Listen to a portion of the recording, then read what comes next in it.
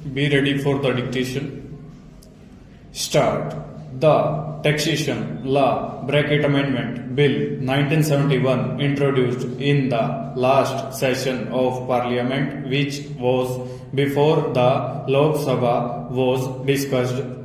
The bill sought to amend the Income Tax, Wealth Tax and Gift Tax Acts, apparently with the objects of countering non-payments of tax through understatement of the value of immovable properties in the instruments of transfer, curbing the practice of holding of property in various names, and appointment of a cadre of valuation officers for assessment of the value of different type of property.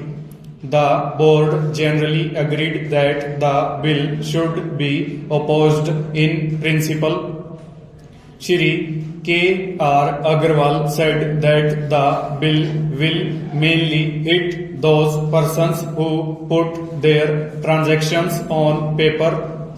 If the bill was enforced, there was every possibility of transactions and property coming to a standstill.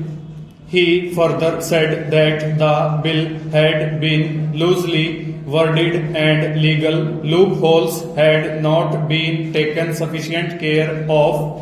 There was no provision in the bill to counter the lowering of tenancy rate to bring down automatically the value of a property. Further, the Rent Act, read with the provisions of the bill, will create to an artificial situation. The Rent Act was not applicable to government in exercise of the powers conferred by this bill. Advantage may be taken of this position to remove the tenants from the premises. He suggested a strict time limit not exceeding 6 months for government to make up its mind if it was keen to take over property.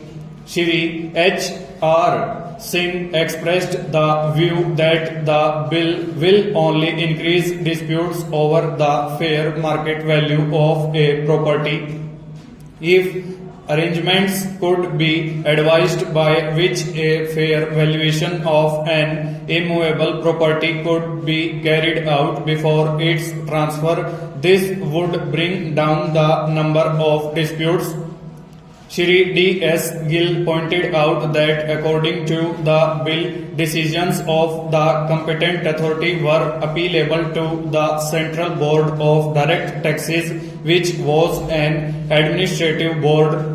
The appeal should appropriately lie with the High Court or Supreme Court should be set up for hearing appeals.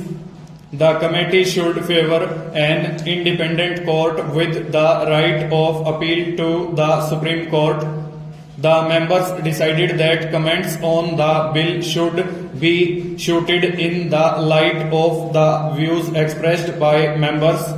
Emphasis should be on the undesirable effects which the bill will have if enforced, and on the constitution of an independent court to decide disputed issues with right of appeal to the Supreme Court. On a suggestion from a member, it was also decided to suggest that the 15% which will be paid in addition to the amount of the apparent consideration of a property as acquisition compensation should be treated as capital receipt and not as part of the sale price. The panel discussed a note received from Shri N.B. Captain of Statesman seeking clarification in regard to the amount of prerequisites which will be actually disallowed under Section 40(a)(v) of the Income Tax Act. The unanimity of opinion was that the disallowance will be the total expenditure which the company has to bear beyond 1/5 of the salary of an employee or rupees 1000, whichever is lower. It was decided that the member be informed accordingly. Full stop. Over.